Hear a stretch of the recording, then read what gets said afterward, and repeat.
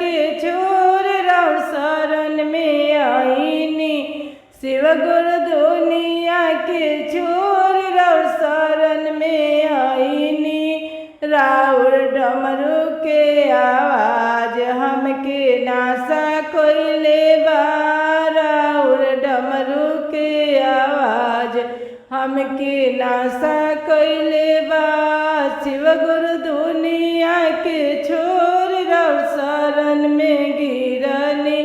शिव गुरु दुनिया के छोर राउर शरण में गिरनी। शिव गुरु हमके अपना ले हम राउर चरण में गिरनी। शिव गुरु हमके अपना ले राउर चरण में गिरनी।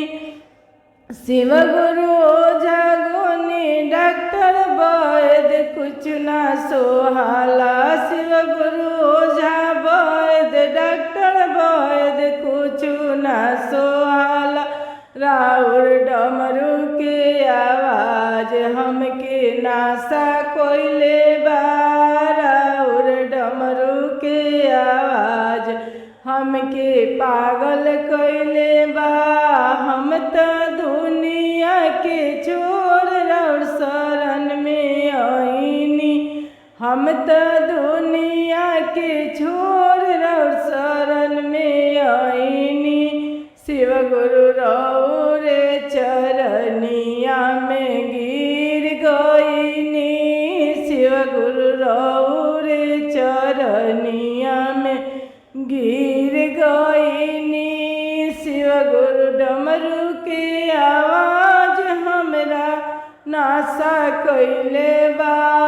शिव गुरु डमरू के आवाज हमरा घर में सुनाला। शिव गुरु डमरू के आवाज हमरा घर में सुनाला। शिव गुरु राउर शरणिया में गिर गईनी। शिव गुरु हमके अपना ले राउर चरण में आईनी। शिव गुरु हमके अपना ले राउर चरण में आई। हम त दुनिया के छोर शिव गुरु रौरा शरण में आईनी। राउर डमरू के आवाज हमके नासा कोइले बा। राउर डमरू के आवाज हमके नासा कोइले बा। शिव गुरु ओझा गुनी डॉक्टर वैद्य कुछु ना सोहाव। शिव गुरु ओझा गुनी डॉक्टर वैद्य कुछु ना सोहाव।